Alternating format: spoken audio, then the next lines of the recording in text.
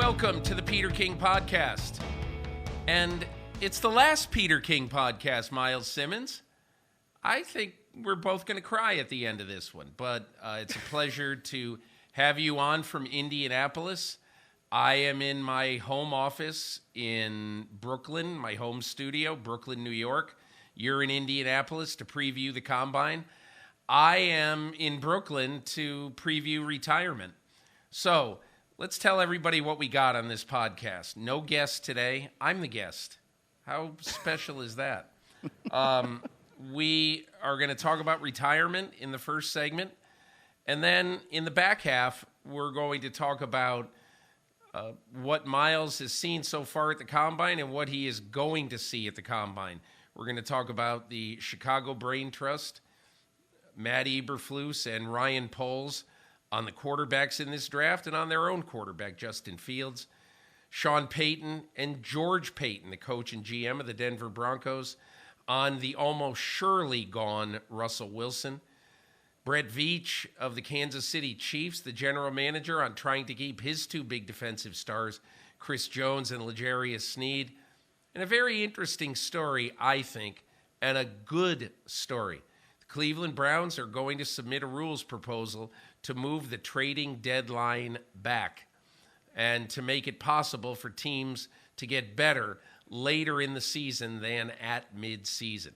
And finally, I'm very interested in what a lot of these athletes are going to do at the scouting combine and what some of them may not do. We're going to talk about Marvin Harrison Jr. a bit, the top receiver in this draft, some would say, many would say, who's got a bit of an unorthodox way of doing his combine experience this year. Myles, welcome.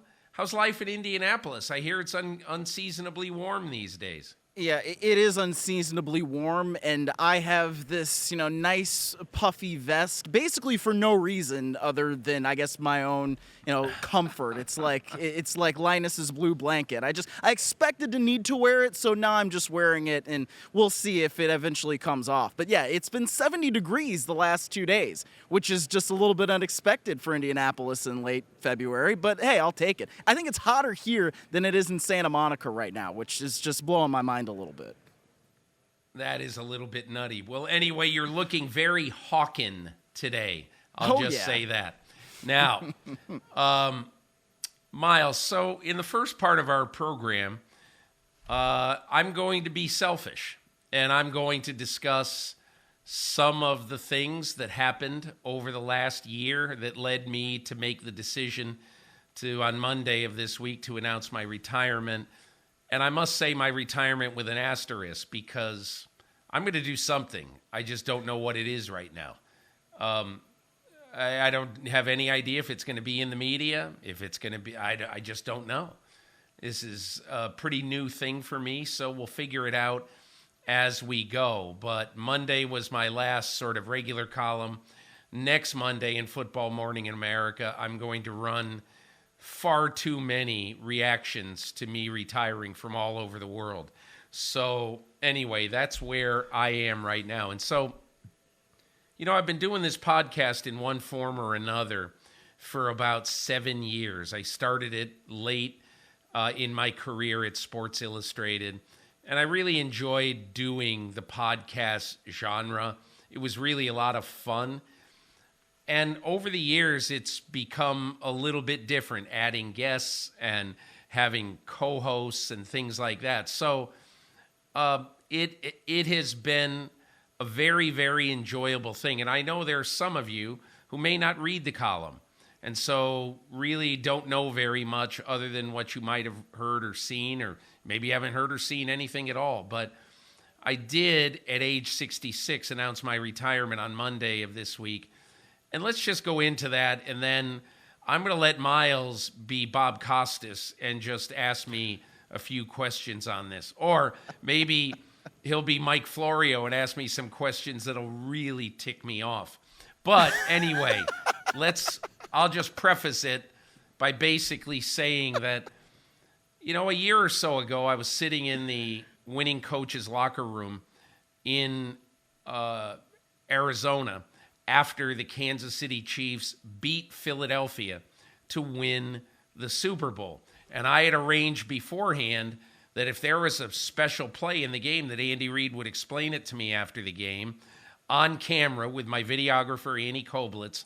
So we're in his office, and he explains the play to me, corn dog, and it's really good. And I then say to him, hey, there'd been a lot of rumors and a lot of buzz all week. Could this be it for Andy Reid? And I just said, quite honestly, I said, hey, are you retiring? And he goes, are you? And it was a very difficult question because I didn't want to lie, but I also didn't want to be on camera with an answer either. So I just sort of clammed up, and we didn't run whatever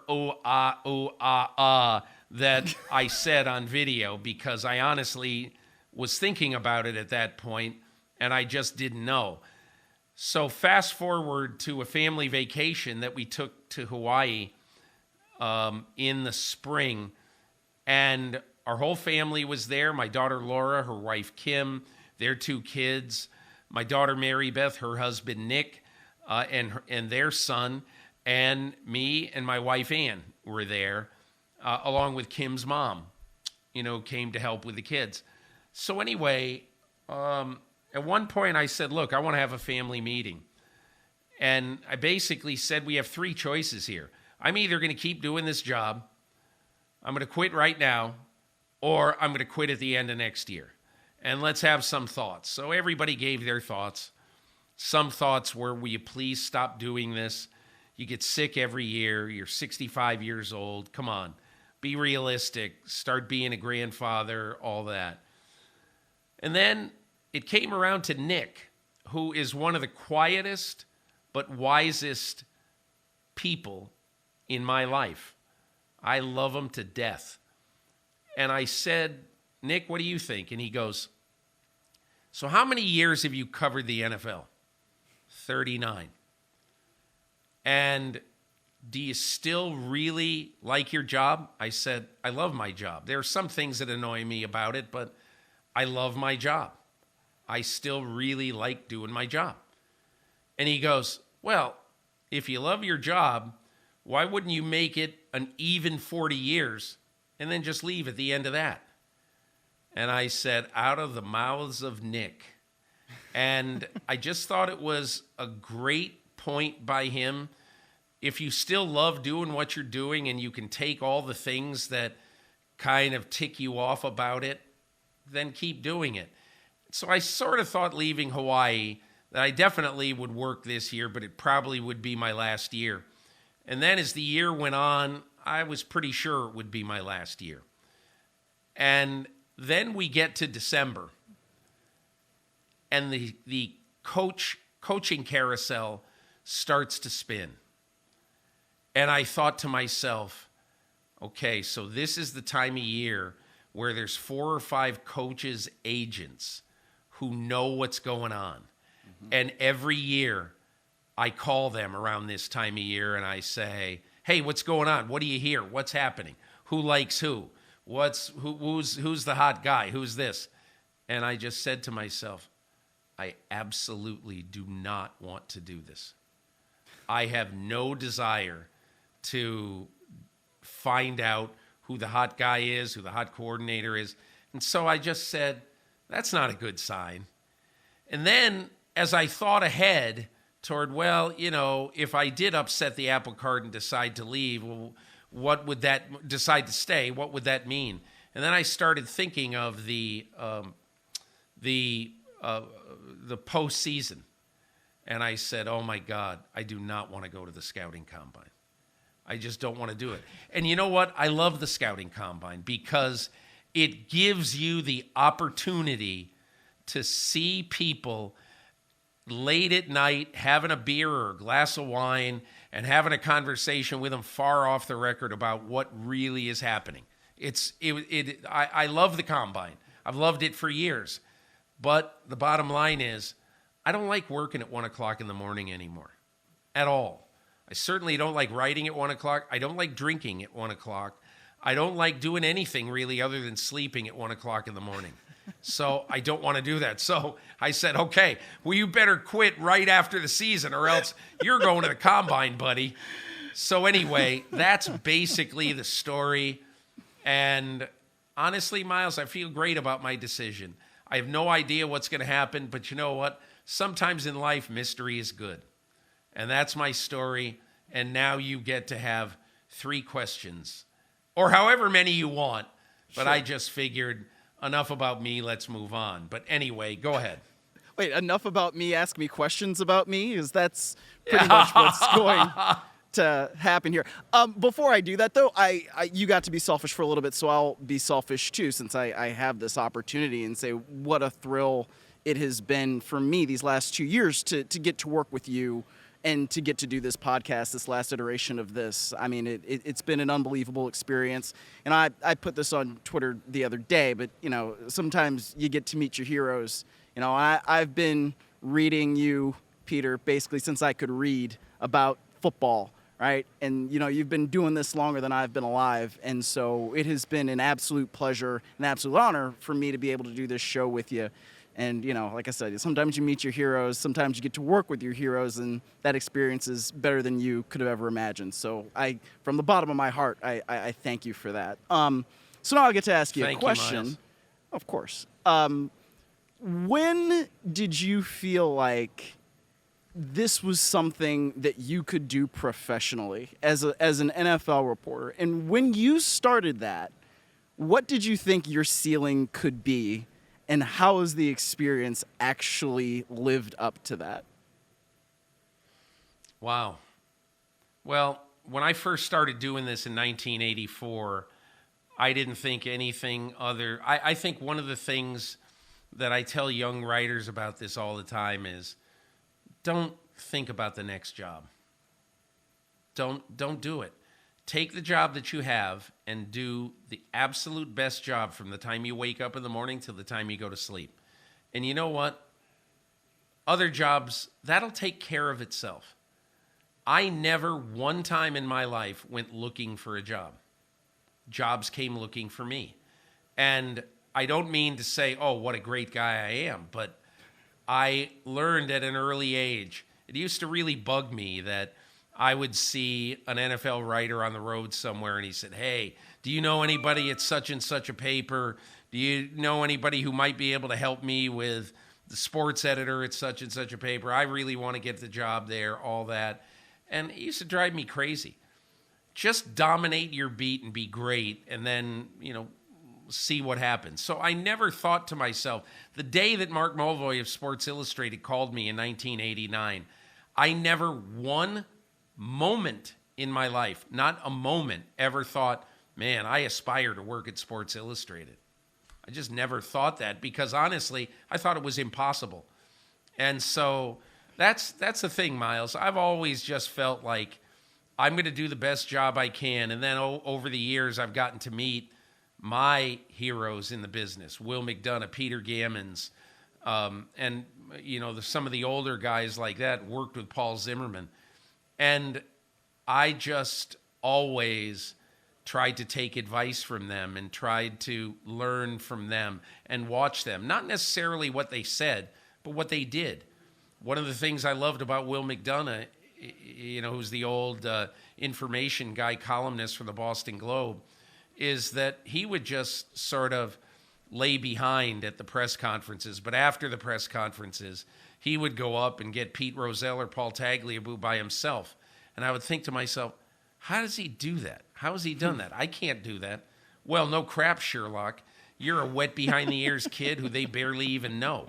So just continue every day to do the best job you can. And Bill Walsh once wrote a book, The Score Takes Care of Itself, or The Scoreboard Takes Care of Itself, I forget. And that's how I always felt about this job. However far I go, but every day the people who employ me are going to get my absolute best. What are 2 or 3 things, or maybe 1 to 3 things, let's call it, that you feel you are most proud of that you've accomplished in this business? I am really proud of the fact that in the most competitive sports industry, sports media industry in the United States, that I can do things that I feel like other people in our business can't do. I feel like I have set myself up over the years to be able to do things like sit in the coach's office after the game and have Andy Reid tell me about the play that won the game. Drive to work with Kyle Shanahan the week before the Super Bowl and dive into his brain. Be able to get guys like Patrick Mahomes to talk to me when it's hard to get Patrick Mahomes for reporters to talk to them. That's kind of one of the things I'm proud of. But the other thing is, Myles, I wrote this in my column on Monday. One of the things that I just love doing more than anything else is to take a play in the game that 120 million people saw and to dissect it in my column so that it's 6 o'clock Eastern time, 5:30 Eastern time, when people wake up the morning after the Super Bowl, they can look at my column and they're going to know exactly where did that winning play come from? How did it start? What happened? What are the roots of it? What's the birth point of it? And probably those are the two things, as I think about it right now, that I'm most proud of. Well, I'll say this too. I think one of the ways that we can tell a person's impact on the business is by the reactions of all of the people, who have said really, really nice things about you over the last day or two. And even today, I don't know if you saw this, but Eric DeCosta, the general manager of the Baltimore Ravens, started his press conference by basically giving you a shout out to your retirement. So I think, if we want to talk about if we want to talk about impact, that's something that I think is really, really cool. Wow. Well, that's nice. Well, look, Myles, truly enough about me. I mean, isn't 25 minutes enough about me? Yes, it is. And we're now going to move on. We're going to take a break. And when we come back, we're going to talk about the 2024 NFL Scouting Combine. Myles is there. I'm not. He's the reporter on the scene. And I am going to interview the living tar out of Myles Simmons right after this.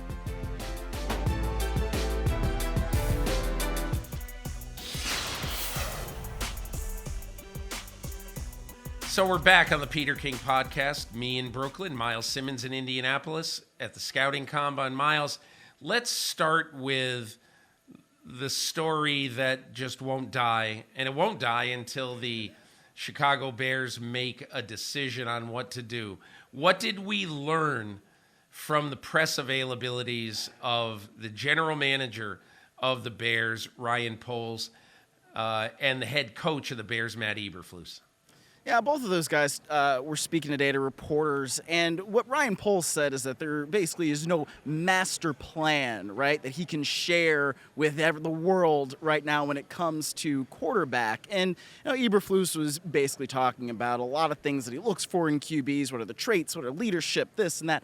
I mean, it's not clear what they're going to do right now, and they don't want to tip their hand right now, which I think makes plenty of sense. When you own the number 1 overall pick and you also own another top 10 pick, you really do have the draft basically in your hands. So whether they end up trading Justin Fields, I still tend to think that they should and that they eventually will, or not, this is something that the Bears are going to have control over until they actually end up making that move. I find it fascinating right now, Peter, just to hear what they're saying, because it's like they're giving sort of answers, right? But they cannot give full answers, because if they did, then that would reveal a little bit too much, Well, Myles, one quick story to me that is interesting is that 1 year ago, I sat in Ryan Poles' hotel suite at the Hyatt in downtown Indianapolis on Saturday around noon, and I had about 45 minutes with him, and he told me basically, here's what I'm thinking. Not exactly what I'm thinking, but here's what I'm thinking. If we trade the pick, if we keep the pick, all that stuff. He went over everything. And the next person to follow, or the person who followed me into the suite, a few minutes later, I found out later, was Scott Fitterer, the general manager of the Carolina Panthers. That is where that deal, the basis of that deal basically got done. And let me just explain one thing about that and why it is significant. So there's a lot of coaches who don't go to the scouting combine. It's a mistake if general managers don't go to the scouting combine, in my opinion, because what happens at the scouting combine is that, it's laid out that you can actually make a trade with Team X or Team Y, not just for the first pick in the draft, but you want to find out what other teams are thinking about their pick or picks. So I think this is a vital week for the future of Justin Fields in Chicago. And it's a vital week because what if nobody gives, and I can't believe nobody will give, a great offer to try to move up to get Caleb Williams. I can't believe that.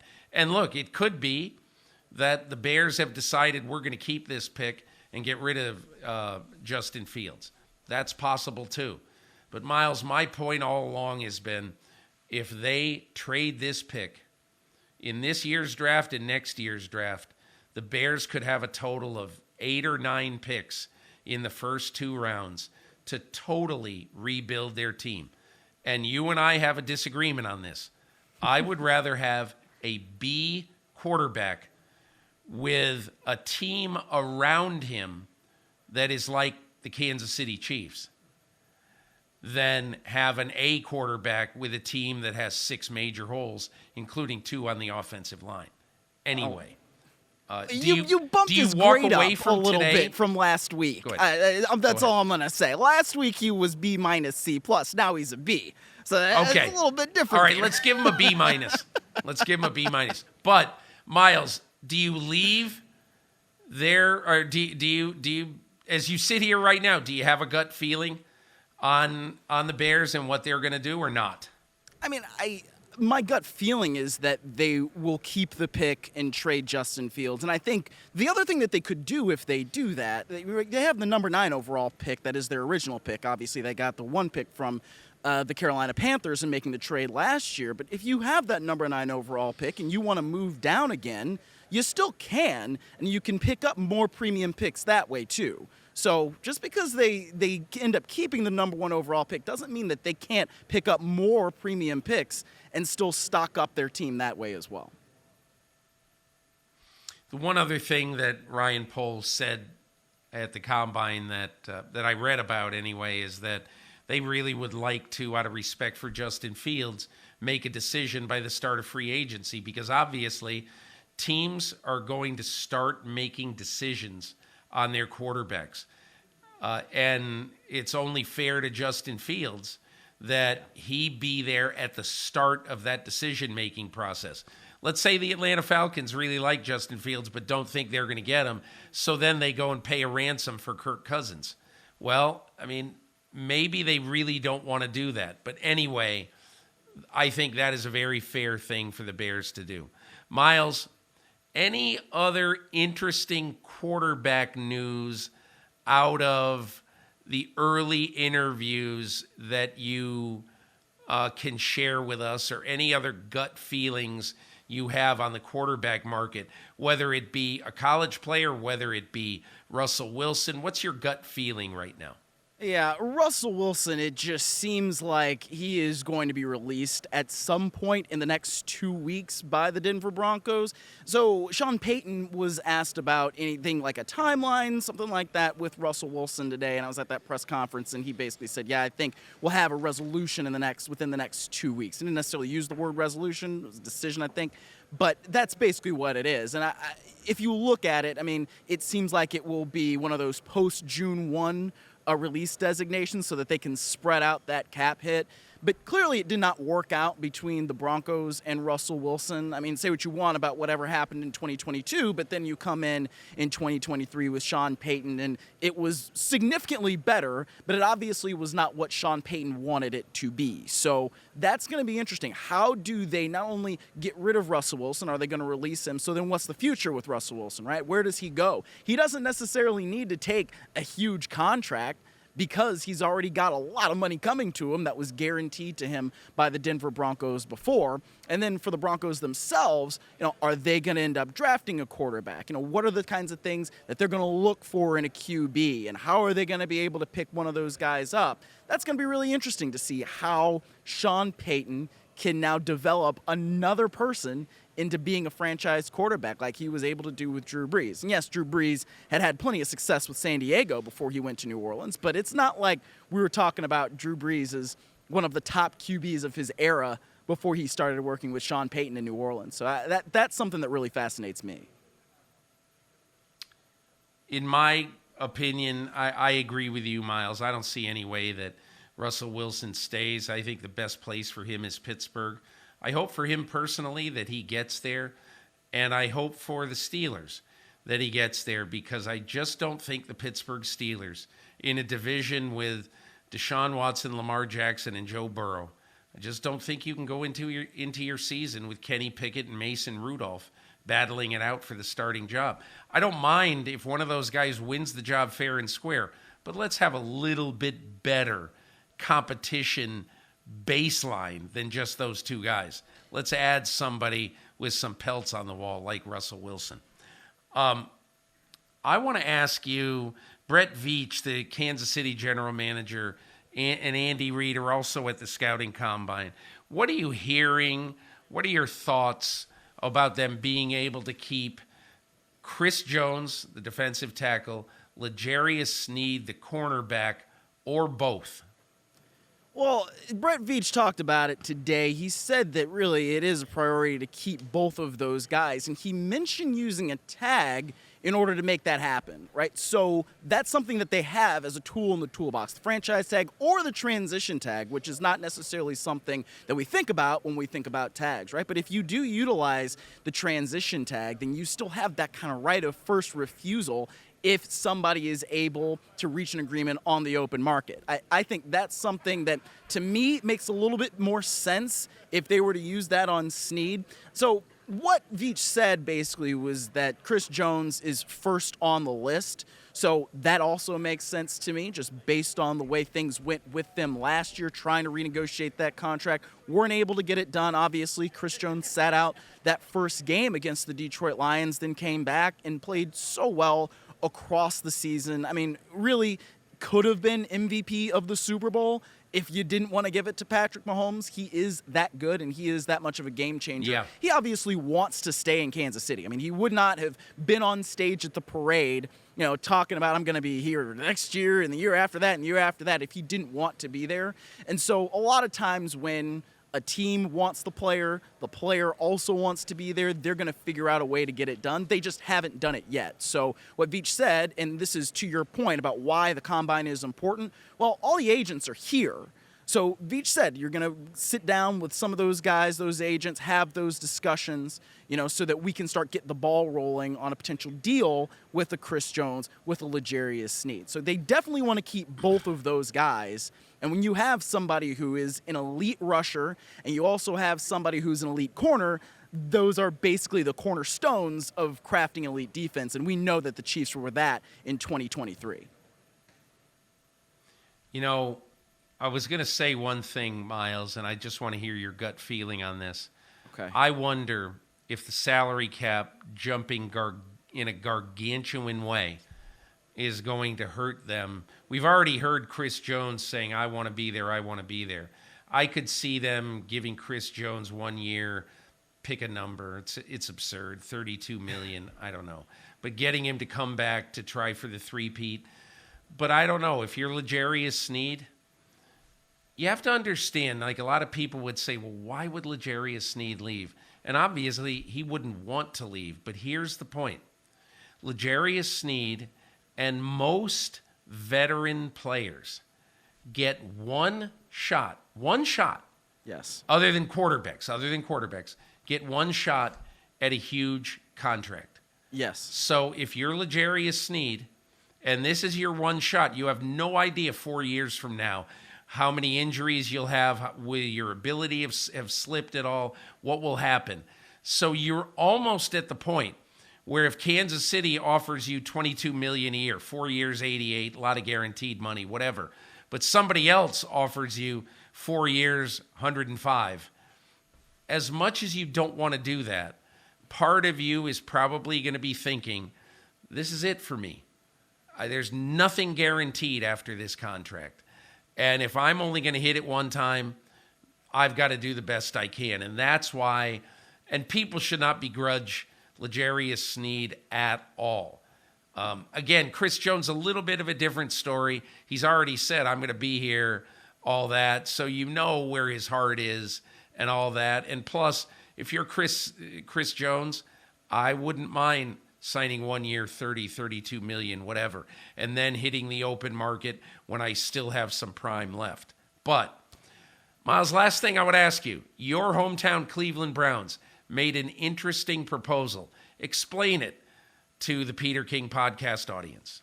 Well, what they want to do is move the trade deadline back a couple of weeks from week 8 to week 10. Now, this, I think, is a great idea, because I just have always felt like the trading deadline in the NFL is just a little bit too early. I mean, if you consider what it is for basketball, what it is for baseball, it's later in the season. I mean, especially in baseball, you got it at the end of July. And so having it early on does not necessarily behoove teams, right? It doesn't benefit teams, I guess I should really say.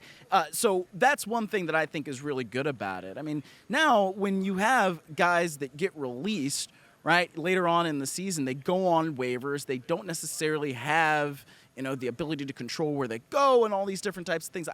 I love having a proposal like this because I think it would make the game better. When you actually are able to trade assets for a veteran player who may be on an expiring contract, or you have a player whose option your fifth-year option you didn't pick up, and he's not necessarily going to be part of the team's plans the next year. Well, if you have a couple extra weeks just to see what the landscape is in the NFL, what if your team is actually good enough to be a buyer or if your team is bad enough to be a seller, I think that really can benefit everybody in the long run. So I love the proposal, and not just because I'm from Cleveland.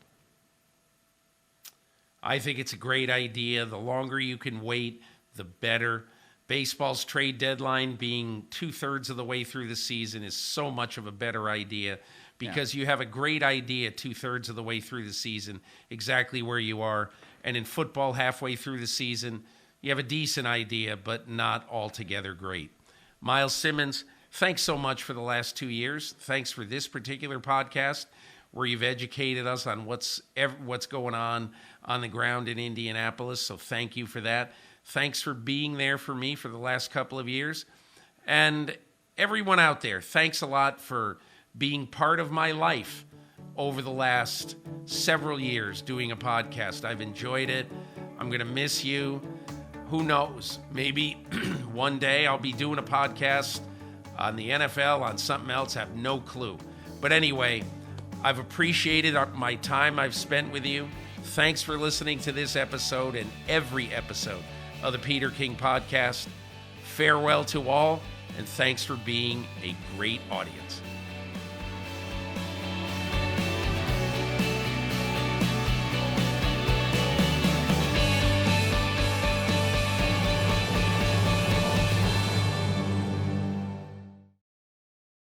Hi, I'm Mike Tirico, and thanks for watching. Make sure to hit subscribe for the latest news and highlights from NBC Sports.